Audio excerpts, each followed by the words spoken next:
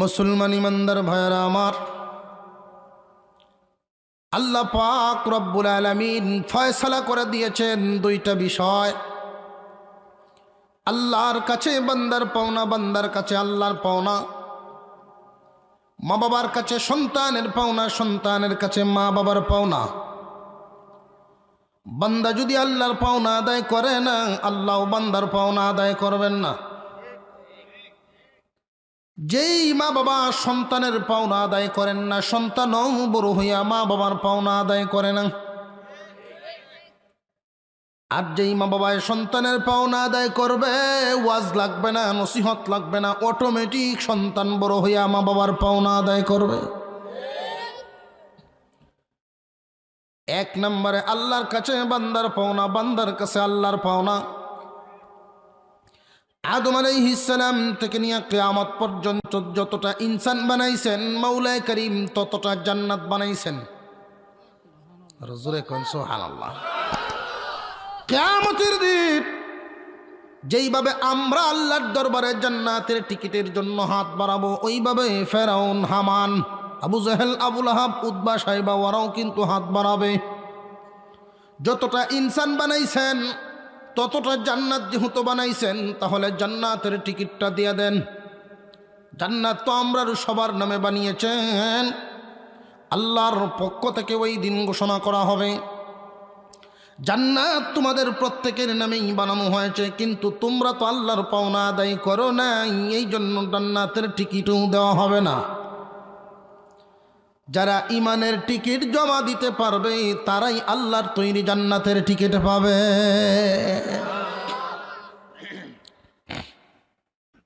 আল্লাহর কাছে বান্দার পাওনা হলো আল্লাহর তৈরি জান্নাত। বান্দার কাছে আল্লাহর পাওনা হলো খাঁটি ইমান, খাঁটি আমল। খুব শর্টকাট ওয়াজ। ইমানও খাঁটি, যদি জাল ইমান লইয়া কিয়ামতের দিন আল্লাহর সামনে দাঁড়াও, ইমানের মধ্যে যদি বেজাল থাকে, বেজাল ইমান লইয়া কিন্তু গেলে ঝামেলা। জাল টাকা লইয়া বাজারে ধরা পড়লে বাড়ি যাইব না জেলও যাইব। টাকা সিরা থাকলে অসুবিধা নেই, হয়তো চলতো না। একজন মানুষের যদি আমলে ত্রুটি বিচ্যুত থাকে, এই মানুষটারে আল্লাহ ভিড়ায়া ভাড়ায়া কোনো রকম জান্নাতের ভিতরে নিয়ে যাবেন। কিন্তু যদি ইমানে ঝামেলা থাকে, হলে জান্নাত আর ফাইতা না, তোমার ঠিকানা জাহান্নাম। জাল ইমান লইয়া আল্লাহর কাছে যাইও না। ইমান কারে কয়, ইমান কি জিনিস, এটার উপরে আলোচনা করলে সময় শেষ। এরপরেও তো ইমান চিনানো দরকার। আপনি যে ইমানদার, যদি জিজ্ঞাসা করি আপনি কে কে মুমিন আছেন, এখানে হাত তুলেন, সবাই তো তুলবেন। আমরা কে কে ইমানদার একটু দেখি, হাত উঠান কে কে ইমানদার। আল্লাহু আকবার। জুরে জুরে জুরে আওয়াজ, আল্লাহু আকবার। এখন প্রশ্ন করি, আপনি যে ইমানদার এটা আপনি কেমনে বুঝলেন? আপনি যে ইমানদার এটা কেমনে বুঝলেন? বুঝার দরকার আছে না নাই? আপনি যে ইমানদার এটা আপনার জানা যেমন দরকার, আপনার ছেলেরও জানা দরকার, আপনার মেয়েরও জানা দরকার, বিবিরও জানা দরকার, বাবার যেমন ছেলেরও এমন। তাম পৃথিবীর সমস্ত মানুষ যদি কাফের বলে, আর আমি যদি জানি আমি ইমানদার, বুকে হাত দিয়া বলবো আমি জান্নাতি। আর তাম পৃথিবীর সব মানুষ যদি আমার ইমানদার বলে, আসলে যদি কোনো গাফলতি থাকে, তাহলে তাম দুনিয়ার মানুষে শিল মারলেও আল্লাহ বলেন তুই কাফের। তাহলে ইমান কারে কম, এই জিনিসটা আগে বোঝা দরকার। আমরা তো অনেক সময় বলি ইমানদারদের জন্য জান্নাত, কাফিরের জন্য জাহান্নাম। ইমানদার কারা, এই জিনিসটা তো বোঝা দরকার। পবিত্র কুরআনুল কারীমের ভিতরে পাতায় পাতায় ইমানের সংজ্ঞা দেওয়া আছে। হাদিস শরীফের কিতাবের মধ্যে পৃষ্ঠায় পৃষ্ঠায় ইমানের আলোচনা। কুরআনুল কারীমের এই হাদিস কুরআনের সকল কিতাবাদি একজন সাধারণ মুসলমান পড়তেও পারবে না, ইমানদার কারে কয় বলতেও পারবে না। অথচ জানা জরুরি কিনা? সাধারণ মানুষের জন্য ইমানদার কারে কয়টা জানা জরুরি। এই জন্য উলামায়ে কেরাম গবেষণা করে কোরআন হাদিস থেকে এইগুলো রিসার্চ করে 6টা কথার ভিতরে সীমাবদ্ধ করে দিয়েছেন, যেটা কুরআনুল কারীম পড়া লাগে না, আগেই কোরআন পড়ার আগেই মক্তবে কালিমার ভিতরে ঢুকায়া দিছেন। ছোট ছোট বাচ্চাদেরকে মসজিদে মক্তব আছে না নেই? আসেনি মক্তব? মসজিদের ইমাম সাহেব কালিমা তয়্যিবা, কালিমা শাহাদাত, ইমানে মুফাসসাল, ইমানে মুজমাল এগুলো পড়ায়নি না পড়ায় না? একটা কালিমা আছে ইমানে মুফাসসাল, এই 6টা বিষয় একটা কালিমার ভিতরে বরিয়ে দেওয়া হয়েছে। আজকে বুঝিয়া যাবেন ইমানদার কারে কয়। তামাম দুনিয়ার সকল মানুষেও যদি আপনারে বলে তুমি কাফের, যে না না আমি জানি ইমানদার কারে কয়, আমি এই গুণে গুণান্বিত, সুতরাং আমি কাফের না। আর যদি নাই জানেন তাহলে ঠেলা মারলে তো হয়ে যাবেন। আমি তো জানি আল্লাহ জানে, কি জানার দরকার আছে না নাই? ইমানদার কারে কয়? আমানতু বিল্লাহি ওয়া মালাইকাতিহি ওয়া কুতুবিহি ওয়া রুসুলিহি ওয়াল ইয়াউমিল আখিরি ওয়াল কদরি খাইরিহি ওয়া শাররিহি মিনাল্লাহি তাআলা ওয়াল বাসি বাদাল মাউত। 6টা কথা, যদিও এখানে 7টা, কিন্তু এই 7টা 6টার ভিতরেই।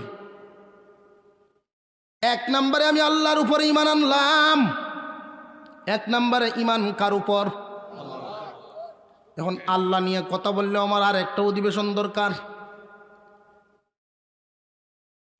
আল্লাহ কেমন? আমার আল্লাহ কেমন? আল্লাহ তো মালিক, সৃষ্টিকর্তা বলতে কিন্তু অনেকেই অনেকভাবে জানে। প্রথমত একদল মানুষের সৃষ্টিকর্তা বলতে বিশ্বাসই করে না, মনে করে স্রষ্টা বলতে কেউ নাই, আমরা ওদেরকে বলি নাস্তিক। আবার যারা বলে স্রষ্টা আছে ওরা আবার বহু দলে বিভক্ত। একদল হলো একাত্মবাদ, কেউ বলে দ্বিত্ববাদ, কেউ আছে তৃতীয়বাদ, কেউ হইল বহুত্ববাদ। আপনি যে আল্লাহর উপর ঈমান এনেছেন, আপনার আল্লাহ কেমন এটা জানার দরকার আছে না নাই? আল্লাহ পাক রব্বুল আলামিন জানায় দিয়েছেন, কুল হুয়াল্লাহু আহাদ আল্লাহুস সামাদ লাম ইয়ালিদ ওয়া লাম ইউলাদ ওয়া লাম ইয়াকুল লাহু কুফুয়ান আহাদ। আল্লাহ পাক রব্বুল আলামিন বলেন, ও পয়গম্বর, আবু জাহেল আপনাকে প্রশ্ন করে আল্লাহ কেমন। খ্রিস্টানরা, ইহুদিরা অনেকেরই অনেক ধরনের ধারণা। আপনি আসলটা জানায় দিন আল্লাহ কেমন। খ্রিস্টানদের ধারণা হলো ঈসা নবী আল্লাহর হুত। আরো জোরে জবানটা খুলেন না, একটু আলসিটা ভাঙ্গিয়া। খ্রিস্টানদের ধারণা হলো আল্লাহর পুত্র আছে ঈসা নবী, আল্লাহর বিবি হইল মরিয়ম। ইহুদিরা মনে করে উযাইর আলাইহিস সালাম আল্লাহর পুত্র। কুরআনুল কারীমের ভিতরে আল্লাহ আয়াত নাজিল করে জানায় দিয়েছেন তারা ভ্রান্ত মতের উপরে আছে, এদের ঈমান ঠিক নাই। আল্লাহ পাক সূরা ইখলাসের মধ্যে ইখলাস কারে কয় এটাও বোঝা দরকার। সূরার নাম কুল হুয়াল্লাহ, সূরার নাম হইল সূরা ইখলাস, মানে হইল খাঁটি। ইখলাস মানে যে হুজুর আমরা উত্তর হরার ইখলাস দিই, যে না না হে ইখলাস না, কারণ উত্তর হরার ইখলাস দিই 1 নম্বর সুদগুর। এটা আবার খাঁটি হইল কেমনে? ইখলাস খালি নাম হইলই হইব না, কাজে হইতে হইব। আল্লাহ পাক রব্বুল আলামিন সূরা ইখলাসের নামকরণ করে দিয়েছেন, ইখলাস মানেই হইল কাটি, ঈমান কাটি। সূরা ইখলাসের কথাগুলো ঈমানকে কাটি করে দেয়। 1 নাম্বার আল্লাহ বলেন কুল হুয়াল্লাহু আহাদ, হে নবী আপনি জানায়া দেন আল্লাহ হলেন একক। একক কারে কারে কয়? একক কারে কয়? একক বস্তি, এক কারে কয় এটা বুঝতে হবে। মনে করেন এই যে একটা টুকরা দেখাইলাম, এটা আমরা মনে করি এটা একটা টুকরা, কিন্তু এটাতে কাটলে হবে কয়টা? এরপরে কাটলে হইব 4টা। কিন্তু আল্লাহ এমন এক যারে কাটা যায় না, ভাঙা যায় না, যারে বাক করার কোনো ব্যবস্থা নেই। আল্লাহুস সামাদ, আল্লাহ হলেন অমুখাপেক্ষী। আরো সহজভাবে বোঝায় দেই, এই পৃথিবীর জমিনে এমন কোনো বস্তু আপনি পাবেন না যেটা একটার সাহায্য ছাড়া আর একটা চলতে পারে। এই যে মাইক আমাদের সামনে দাঁড়িয়েছে, মাইক কি একলা দাঁড়াইছে না আর একটা স্ট্যান্ডের সাহায্য লাগছে? এই যে ফুলদানি সামনে আছে, এখানে কয়েকটা মিললে হইল ফুলদানি। এই পৃথিবীর বুকে দেখবেন একক বস্তু বলতে কিছুই পাবেন না। যে হুজুর আগুন ফানি, এটা কেমন? যে না, আগুনও একক না, বাতাস মিশানো। বাতাস ছাড়া আগুন জ্বলবো নাকি? এই পৃথিবীতে একক বস্তু কিছুই নাই, একমাত্র হলেন আল্লাহ। মহান মাওলা কারীম নিজের পরিচয় নিজেই দিয়ে দিলেন। একক বস্তু কিছুই নাই, একক হলেন আল্লাহ। আল্লাহুস সামাদ। আল্লাহ হলেন অমুখাপেক্ষী, কারোর মুখাপেক্ষী নয়। আগুন তো বাতাসের মুখাপেক্ষী, বাতাসের সাহায্য ছাড়া আগুন জ্বলতে পারে না। পারে নাকি? যারা সায়েন্সে পড়াশোনা করে ওরা তো আরো ভালো বুঝে। একটা আরেকটার সাহায্য ছাড়া এই পৃথিবীতে কোনো কিছুই চলতে পারে না। একমাত্র পারেন কে? আরো জোরে আওয়াজ দিয়ে বলেন, পারেন কে? ইমান কারে কয় চিনিয়া যাওয়া দরকার। ইমান কি জিনিস এটা বুঝো, তোমার আল্লাহ কেমন এটা চিনো। আল্লাহুস সামাদ, লাম ইয়ালিদ ওয়া লাম ইউলাদ। আল্লাহ কাউকে জন্ম দেন নাই, কারোর কাছ থেকে জন্ম নেন নাই।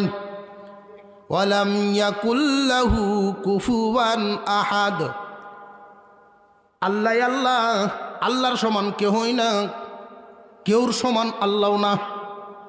কথা বুঝে আসতেছে? আল্লাহর সমান কেউ না, কারোর সমান আল্লাহ না।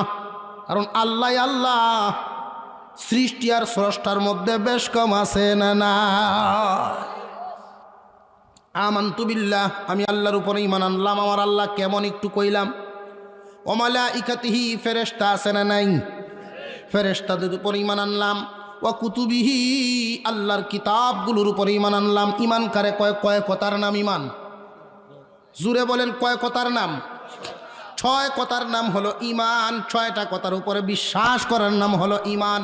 তামাম দুনিয়ার মানুষ যদি আপনাকে বলে তুমি কাফির হয়ে গেছো, আর যদি বলেন না না এই 6টা কথা আমার জানা আছে, এই 6 কথায় বিশ্বাস করলে বলে ঈমানদার। আমি আলেমদের কাছে শুনছি, বুকে হাত দিয়া বলবেন আমি কাফির নই, আমি মুশরিক নই, আমি ঈমানদার। আর যদি আপনার জানা না থাকে তাহলে তো মুশকিলে পড়ে যাবেন।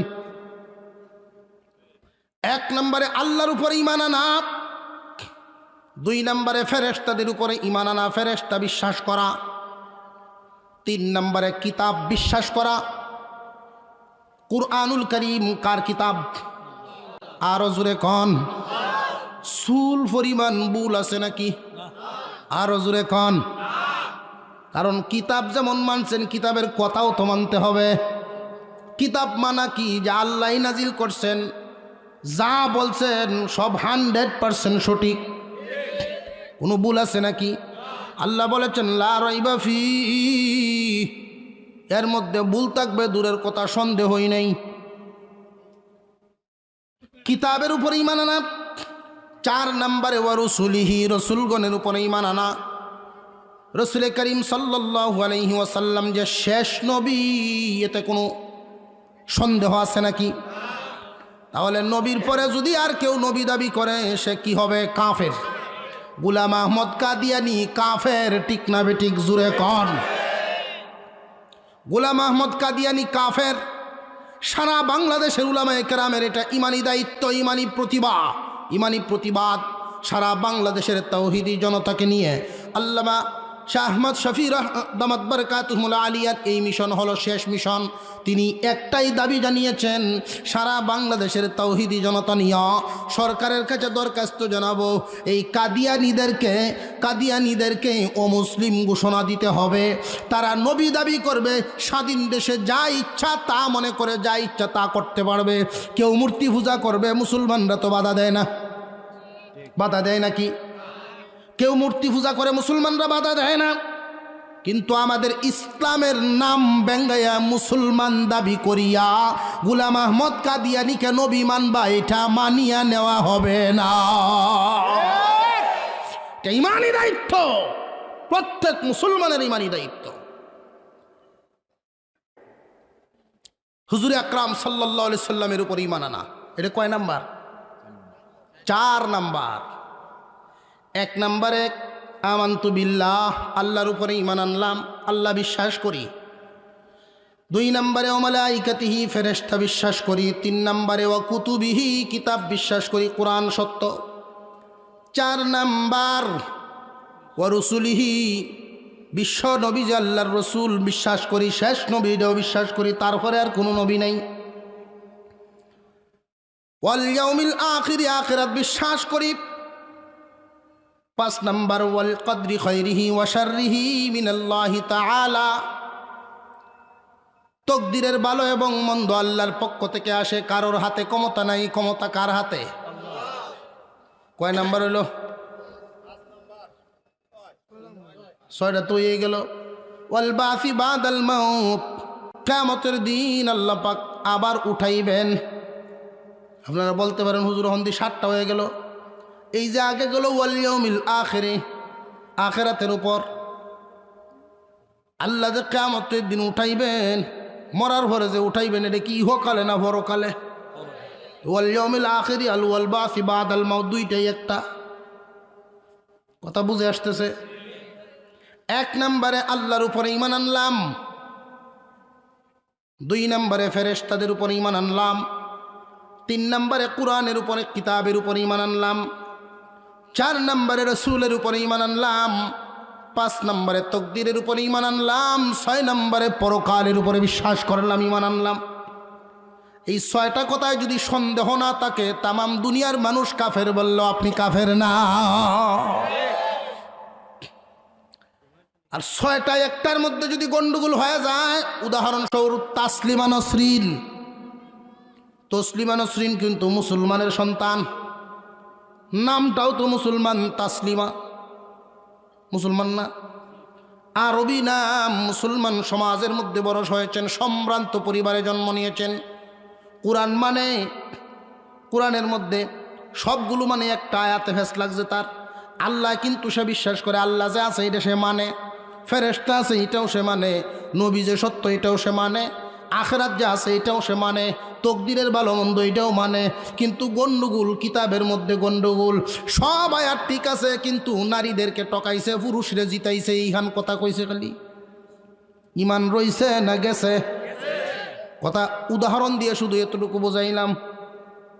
এই 6 কথার মধ্যে সামান্য সন্দেহ নাই, পুরোপুরি বিশ্বাসের নাম হইল ঈমান।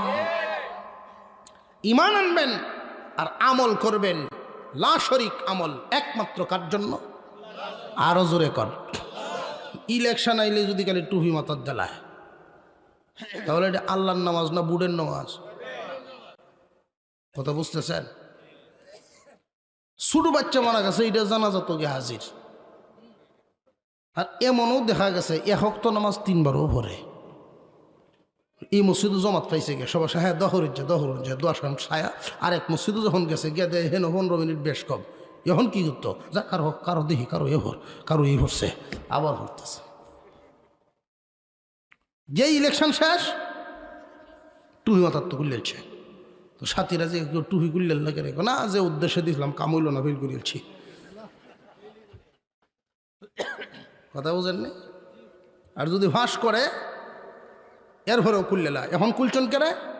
যে আমার সব ধরনের মানুষে বুট দিছে, তো ওয়াজও যাওন লাগবো, গানও যাওন লাগবো, যে সময় যেটা লাগে সেই সময় লাগাই আমনে।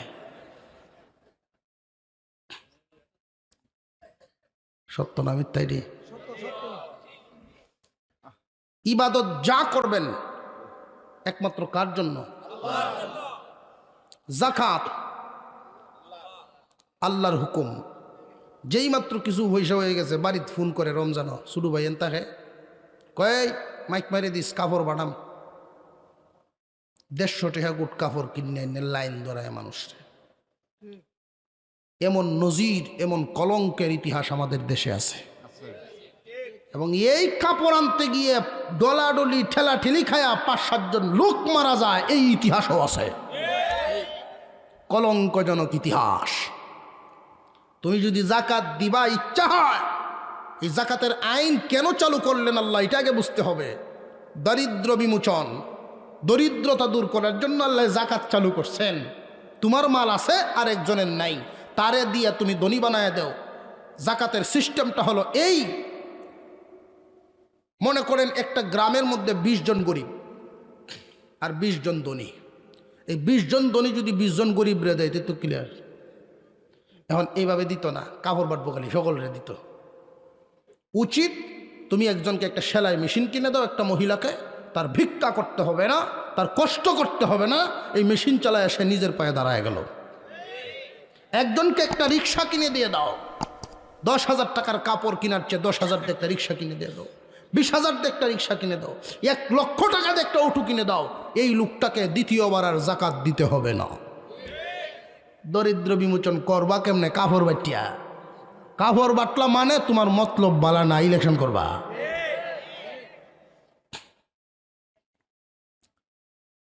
ইবাদতের মধ্যেও শরিক করা যাবে না, ইমানের মধ্যেও না। ইমান আর ইবাদত দুইটা যখন ঠিক হবে, আল্লাহর পাওনা আদায় হবে। আল্লাহ বলেন এই দুইটা ঠিক করে তুমি আসতে দেরি হবে, জান্নাত দিতে দেরি করবো না।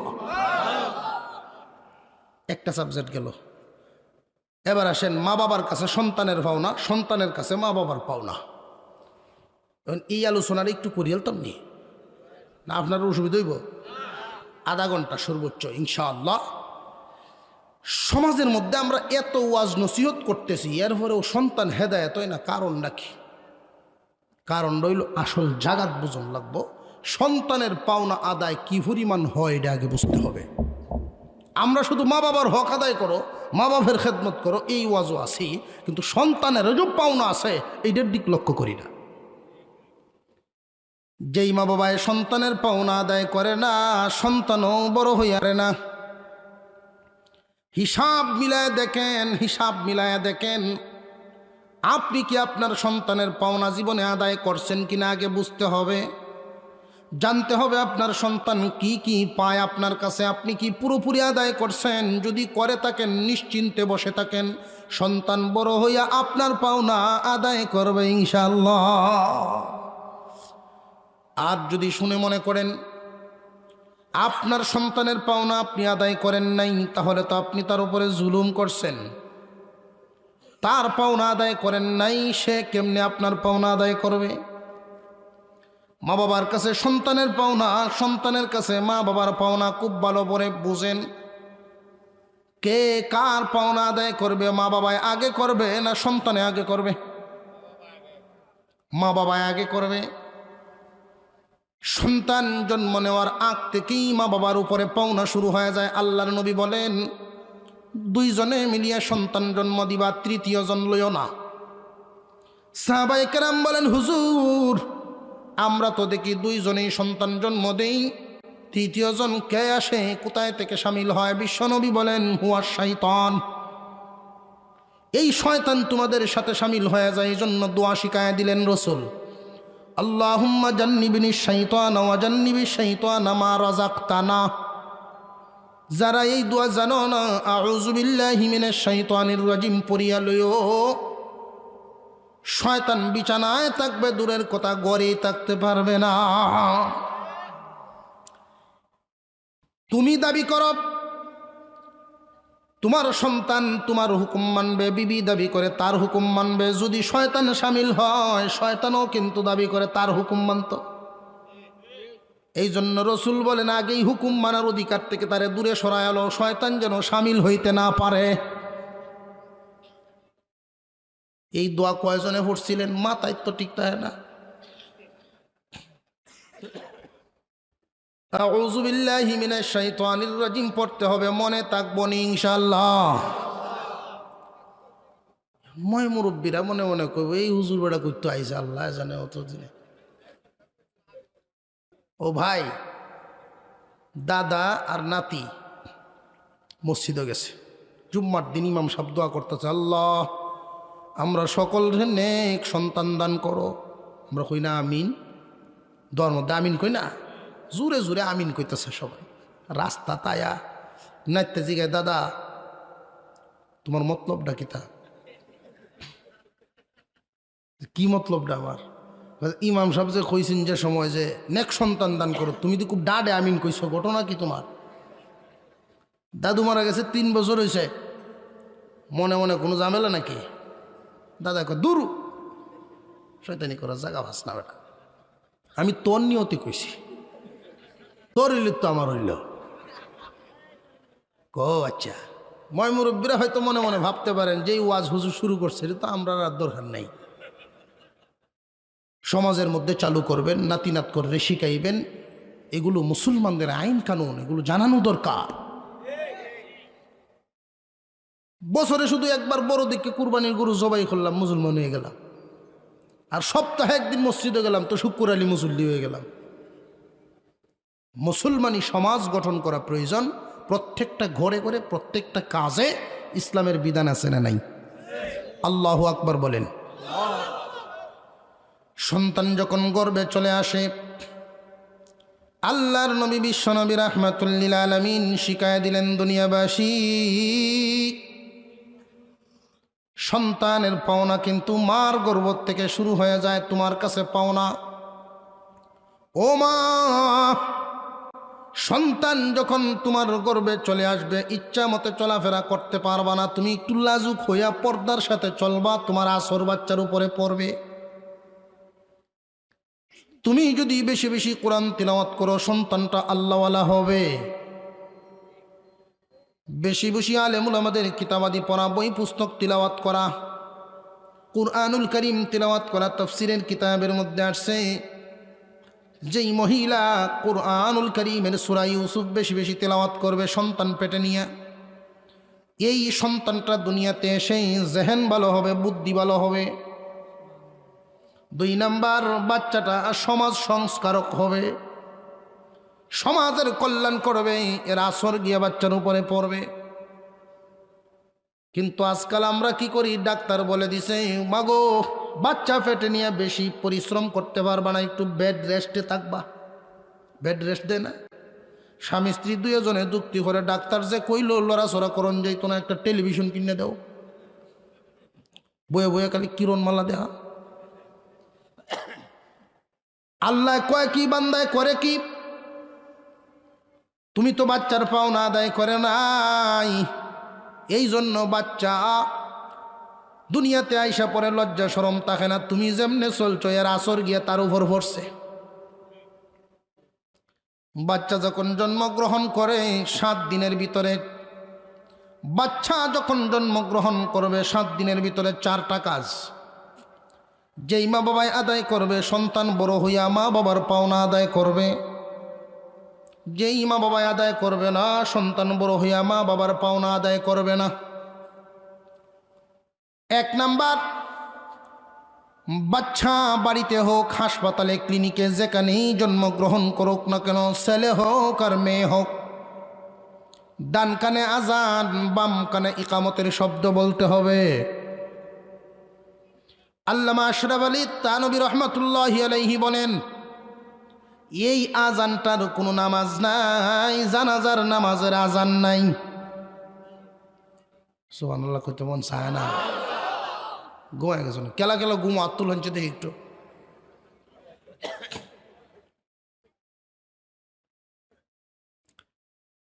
কারণ রাত্রে 12টার পরে ওয়াজ করলে ঘুম বাঙ্গায় বাঙ্গায় ওয়াজ করান লাগে, খুব বেতালা। 12টার পরে ওয়াজ করলে, তবে একটা কথা খুব মনে রাখেন, রাত যত গভীর হয় আল্লাহর রহমতের দরজা তত প্রশস্ত হয়। এটা হাদিসের মধ্যে আসছে এই কথা। কারণ যারা অলি হইছেন ওই সময় হইছেন।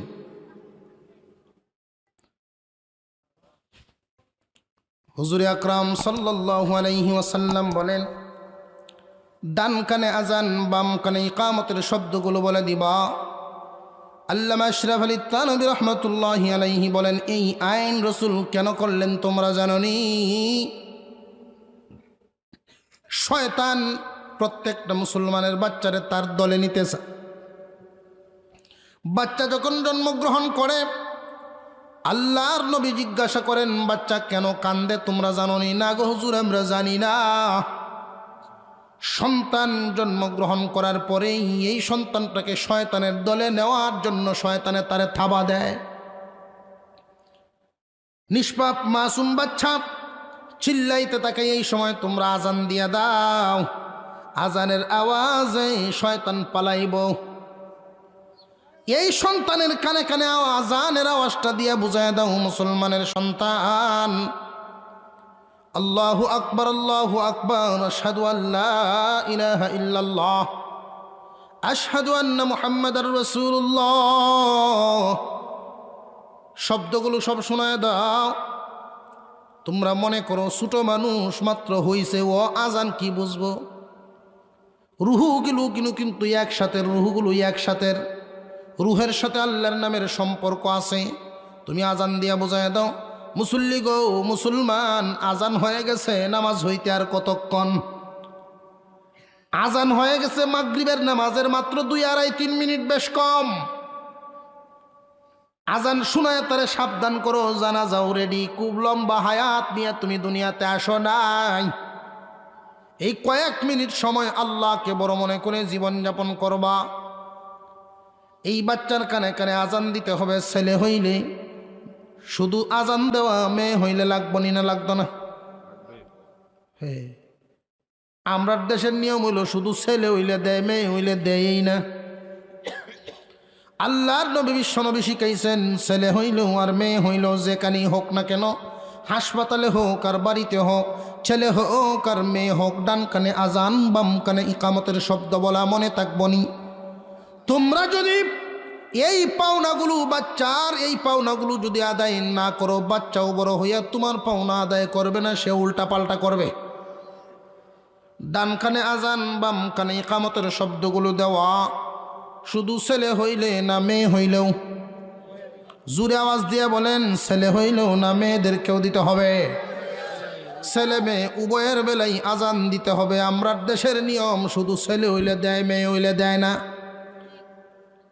আবার ছেলে হইলেও যে আজান দেয়, যে আনো কথা এনো দেয় না, 3 রাস্তার মুড়ো দেয়।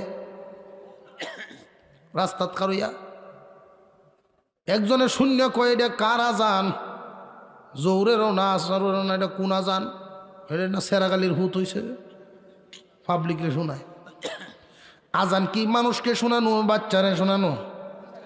বাচ্চাকে শোনাতে হবে। আজানটা এমনভাবে দেন বাচ্চায় যেন শুনতে পায়। 1 নাম্বার গেল।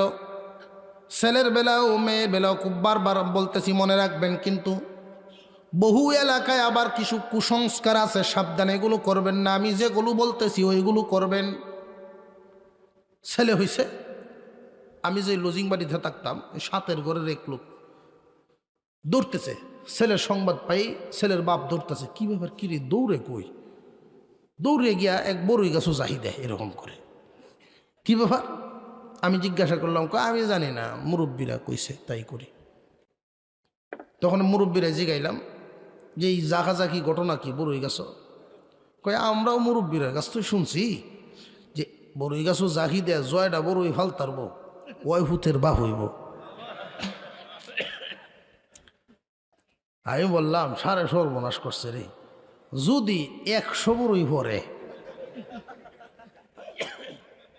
কি সর্বনাশ হইব কন্ত দেহি? বেটার যেমন তেমন, বেড়ির তো জীবন শেষ।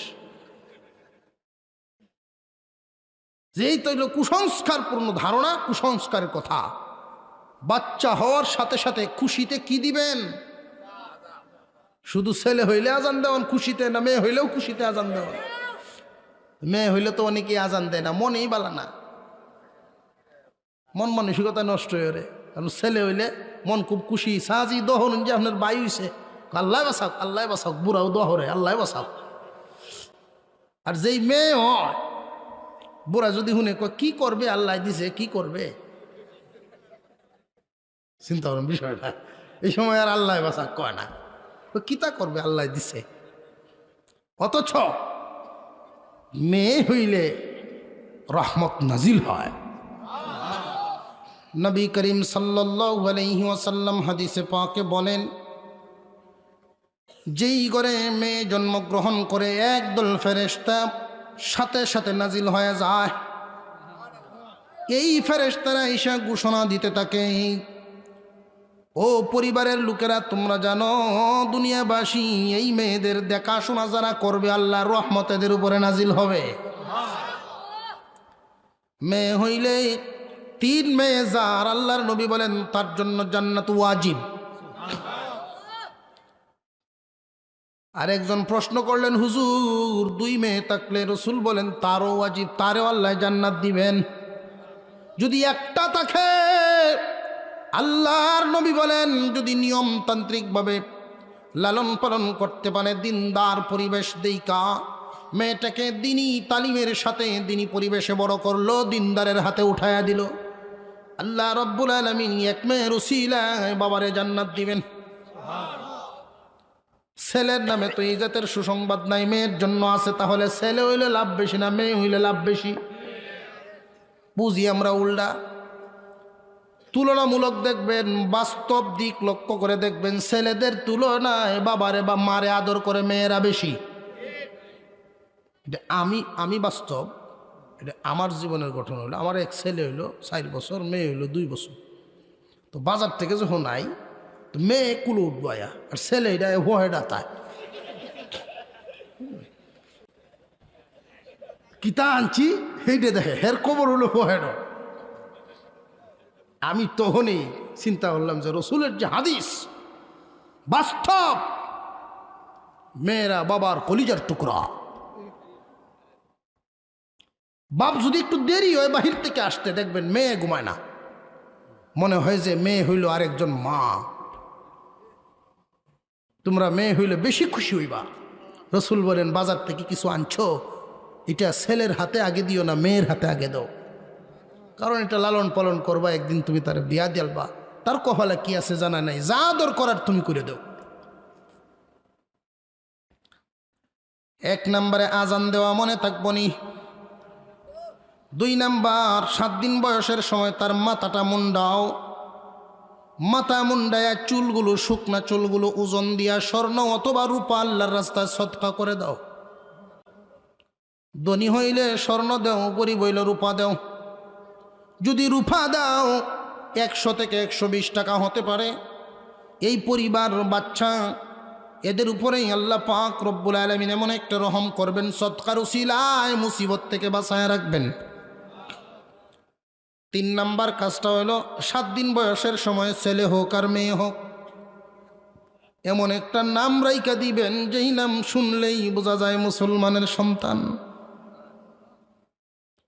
এমন নাম দিবেন যেটা শুনলে বোঝা যায় মুসলমানের সন্তান। কিন্তু আজকাল মুসলমান এমন জুইতের নাম রাখে, বিরাট বিপদ শুনলে। ছেলে হইছে নাম তো হইছে তুফান, আছে না?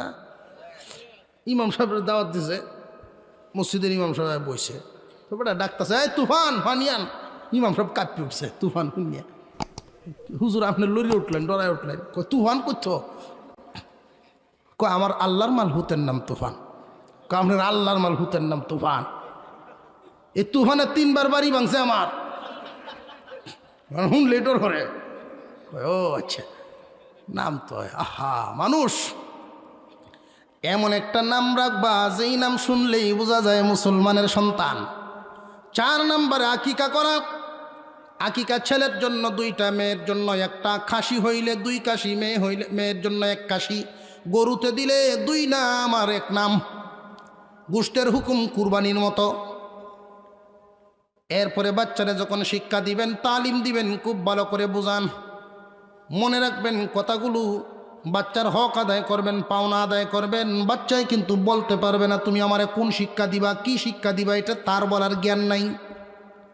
তোমার করতে হবে, তার পাওনা আদায় করতে হবে। কি পাওনা জানো নি? একটা বাচ্চা এই দুনিয়াতে থাকবে 80 বছর। এই 80 বছরের চিন্তাও তুমি করবা, আমার বাচ্চা কি করিয়া চলবো, কি করিয়া খাইব। এই জন্য তুমি তারে ডাক্তার, ইঞ্জিনিয়ার বানাও। 80 বছর থাকার চিন্তা যদি করতে পারো, তাহলে অনন্ত অসীমকাল যেখানে থাকবে সেই কালের চিন্তার দরকার আছে না নাই? এই জন্য বাচ্চার পাওনা হলো তোমার কাছে, বাবা গো, যদিও বলতে পারে না, আগে পরকাল শিখাও, পরে দুনিয়া শিখাও। আগে তুমি পরকাল শিখাও, এরপরে দুনিয়া শিখাও। দুনিয়ায় বিরাট বড় শিক্ষিত বানাইছো, পরকালে আলহামদু জানে না। তুমি ডাক্তার বানাইলা, ইঞ্জিনিয়ার বানাইলা, সহি শুদ্ধ নামাজ জানে না, তারে তো তুমি মূর্খই রাখলা। অনেক সময় আমরা বলে থাকি সে বড় হইলে তার নামাজ সে শিক্ষা লইব। ভাই, তার নামাজ তার উপরে তো শিক্ষার কথা আল্লাহ বলেন নাই, বাবা হিসেবে তোমার উপরে আদেশ।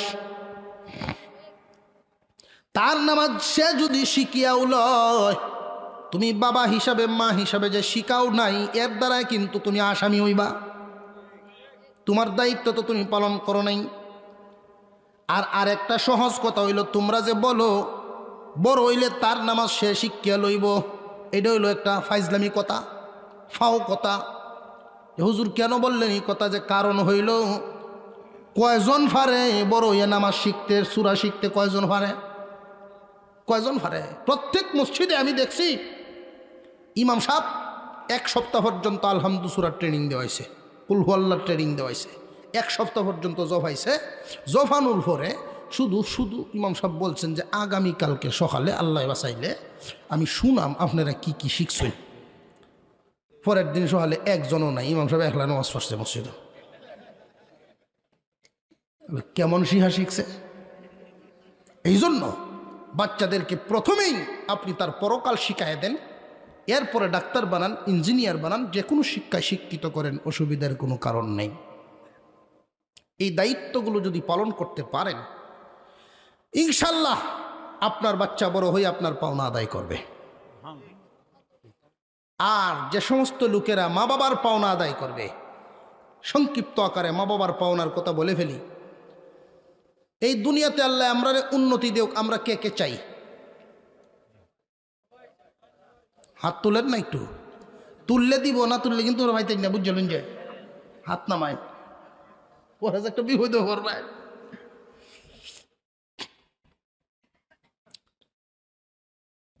আল্লাহ পাক রব্বুল আলামিন 3টা পুরস্কার দিবেন মা বাবার বাধ্য সন্তানকে। এই 3টা পুরস্কার হলো দুনিয়াতে, আর একটা পুরস্কার দিবেন জান্নাতে। যেই সন্তানের প্রতি মাতা পিতা খুশি, শর্টকাট ওয়াজ, যেই মাতা পিতার প্রতি সন্তান খুশি, ওই মাতা পিতাকে আল্লাহ পাক যদি খুশি মতে দুনিয়া থেকে বিদায় করতে পারে, তাহলে এই সন্তানরে আল্লাহ 4টা পুরস্কার, 3টা দুনিয়াতে, একটা আখেরাতে। দুনিয়ার 3টে নিয়ামত হইল, 1 নাম্বার, রুজি রোজগার যতই করুক অভাব আল্লাহ দিবেন না, বরকত দিবেন। লক্ষ লক্ষ টাকা কামাই করে মাসে, যদি বরকত না থাকে 25 তারিখে ভয়েটকালি দোকান বাকি আনন্দ লাগে, আছে না নাই? বরকত যদি সাথে থাকে তাহলে সব সামনে আয়া হাজির হয়। কইতাম নি একটা ঘটনা? অসুবিধা নেই তো? অসুখ হইছে এক লোকের, 1.5 লাখ টাকা বেতন পায়। এই লোক চিকিৎসার জন্য গেল ঢাকা পপুলারে, চিকিৎসা করে ঘুরে ঘুরে আসলো বাড়িতে, 2 লাখ খরচ। সাথের ঘরের আরেক লোক গরিব মানুষ, রিক্সা চালায়, এই বেটারও সেম রোগ, সে কি আর যাইতে পারবো পপুলারে? কিন্তু তার উপরে মা বাবার দোয়া আছে। সে গেছে ফার্মেসি, তো ববের বাজারও, ববের বাজার আছে না?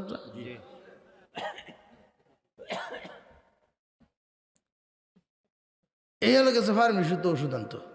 ফার্মেসি আছে বাজার? আমি বাজার চিনি না, আন্তাজি কইতেছি। আছে না? আমি মেপো দিকে আইসি, তো শুনছি যে ববের বাজার, বাজারও যাওয়ার আগে দিক দিয়ে ঢুকে উঠছি। বাজার কেমন তো আমি করতাম না, শুধু হুজুর বাজার আছে কিন্তু ফার্মেসি নাই। আছে তো? এই ববের বাজারও গেল ফার্মেসিতে ওষুধ আনার জন্য। গরিব মানুষ, ভাই আমার এই রূপ, ওষুধ দেন। ফার্মেসি মানে কয় বেটা তো কপাল বালারে। কি হয়েছে? যে ঢাকার বড় এক ডাক্তার, ওই কলমাখান্দা গেছেন, স্মৃতিসৌধ দেখতো। যাওয়ার সময় আমার সাথে যে ছোটবেলায় পড়াশোনা করছে, 1 কাপ চা খাওয়ার জন্য বসছে, আয় তোরে দেখায় দেই। বরকত যদি হয়, আল্লাহর বরকত যদি হয়, ডাক্তার কাছে হয়, দেখায় দিছে। ডাক্তার 25 টাকার ওষুধ দিছে, না ভালো হয়েছে খায়া। এর কাছে 2 লাখ, এর কাছে 25 টাকা। বরকত কারে বুঝছে না? সহজ।